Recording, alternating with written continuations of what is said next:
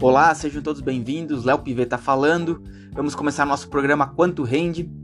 A tendência de juros mais altos por mais tempo no mundo inteiro continuou e, portanto, o fluxo de capital continua direcionado para os títulos do governo americano e para as empresas de tecnologia, especialmente a Nvidia, que ultrapassou a Apple como segunda empresa mais valiosa do mundo.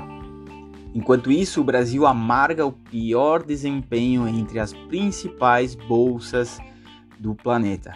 A tensão subiu depois que, em maio, a decisão do Banco Central brasileiro foi dividida, fez com que aumentassem as expectativas de inflação para o ano.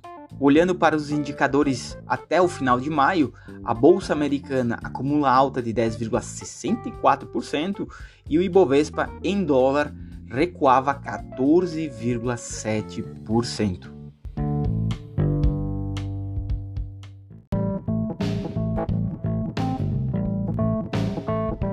No cenário macro, nós tivemos as incertezas sobre o início do corte de juros americano, conduzindo todo o humor dos mercados.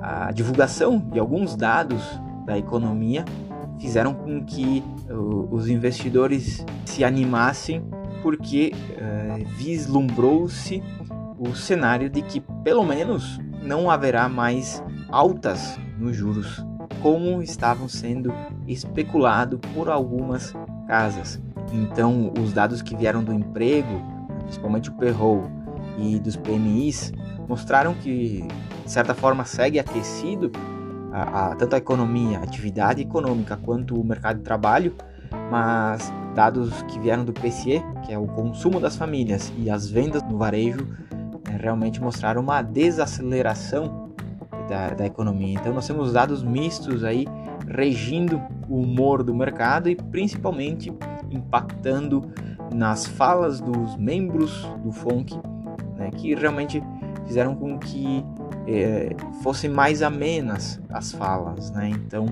é possível que nós tenhamos em 2024 ainda 2 cortes de juros. Pelo menos é isso que o mercado no geral espera, e realmente são os próximos dados que vão vir da economia americana que vão ditar o ritmo desses cortes.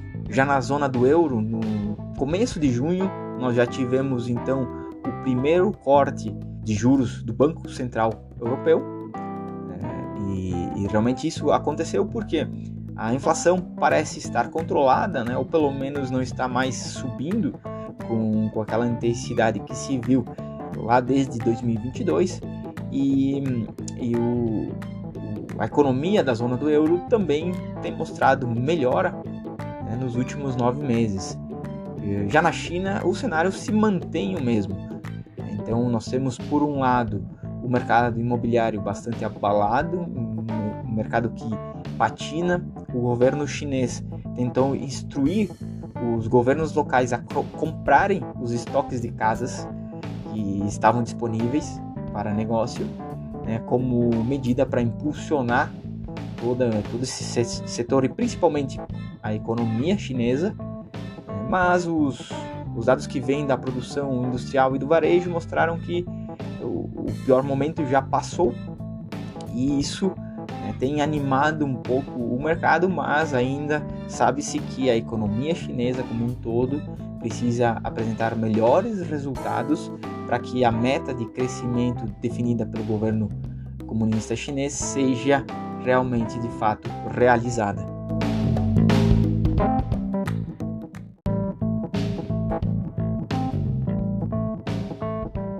Então, o Brasil amarga a pior performance entre as principais bolsas no ano.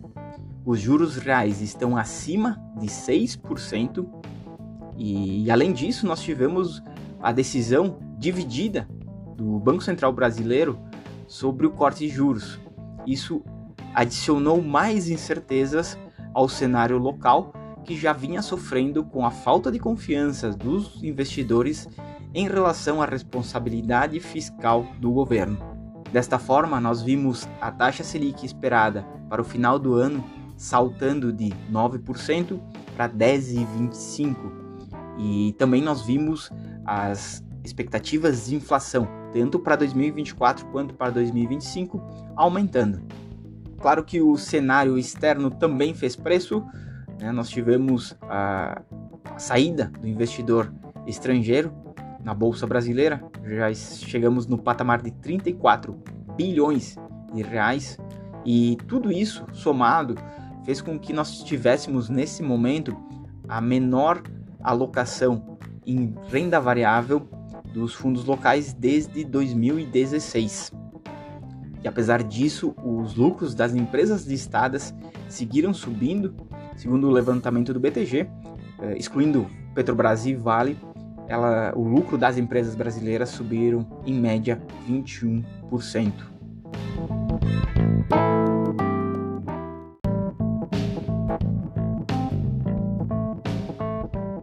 O cenário, então, em maio, foi uma continuação do que nós vimos em abril. A Nvidia, sem dúvida nenhuma, vem sustentando as altas do S&P 500 e realmente o resultado da empresa vem crescendo, as receitas vêm crescendo, os lucros vêm crescendo. No entanto, sempre tem pessoas, né, e analistas que enxergam que isso pode ser uma bolha. De fato, ninguém pode afirmar que é ou não é neste momento, mas as empresas ligadas à inteligência artificial realmente têm apresentado resultados acima do esperado pelo mercado. E diante disso, os investidores realmente vão aguardar, né, a sinalização do Fed, né, principalmente as falas do Powell depois da decisão de manutenção, muito provável de manutenção da política de juros, e isso vai realmente calibrar todas as expectativas dos investidores quanto ao início do corte de juros americano. Sem dúvida, os mercados emergentes são os que mais têm sofrido nesse cenário. O Brasil vê sua bolsa derreter, seus juros subirem. Hoje nós temos precificado, inclusive, na curva de juros futuras, um aumento da Selic, mas alguns analistas reforçam que com a queda nos preços e o aumento dos lucros, as empresas brasileiras começam a ficar baratas demais para serem ignoradas. Só que realmente o que a gente espera é que tenha algum fato novo para que possa reverter esse fluxo, né? E então de sair esse fluxo financeiro começar a ser redirecionado às economias emergentes. Outra possibilidade seria o anúncio do governo brasileiro em um ajuste das contas, cortando gastos, mas isto hoje no cenário atual é bastante remota essa possibilidade, então ficamos à mercê do ritmo da economia americana, né, e principalmente sobre a decisão do Banco Central americano.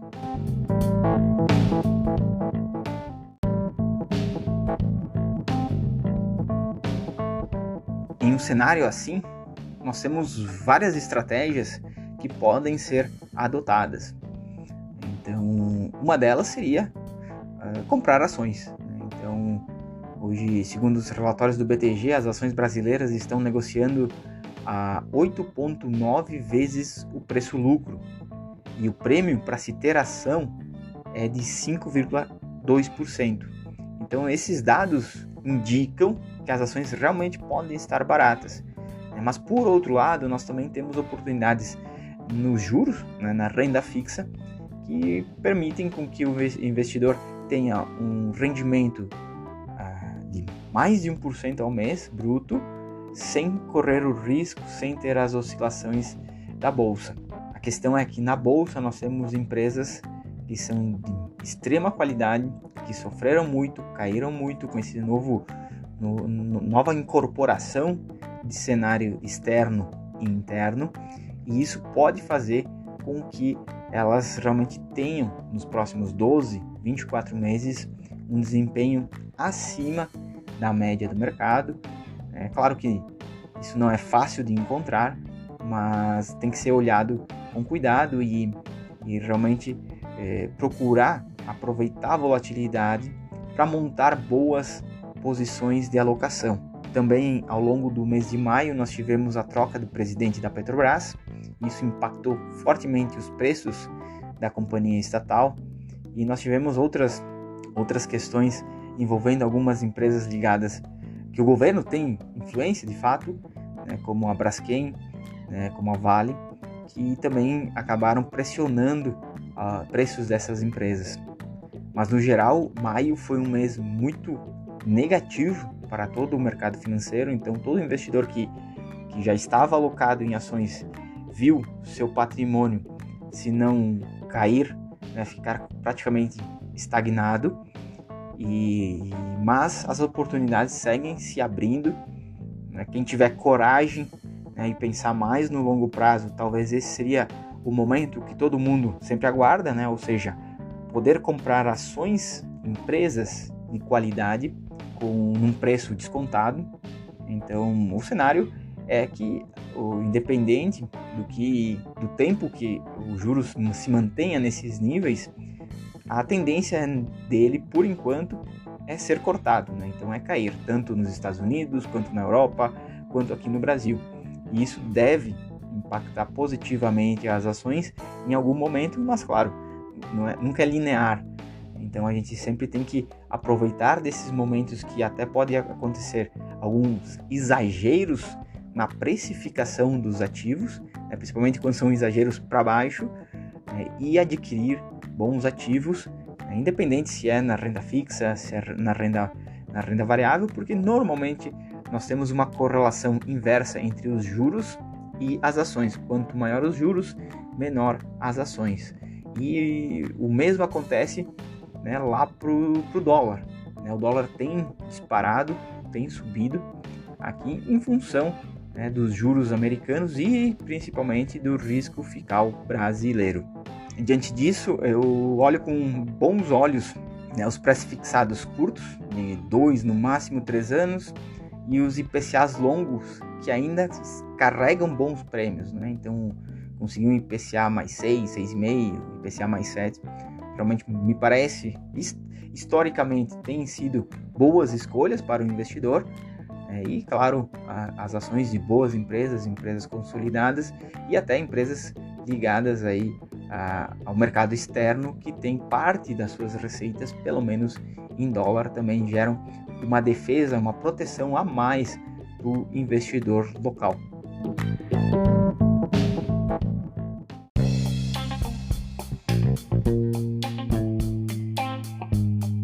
Finalizamos assim o nosso programa Quanto Rende de junho.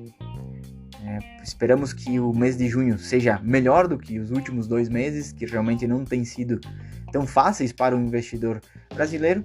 Se tiverem alguma dúvida, pode me encaminhar. Me sigam nas redes sociais através do @leobpiveta.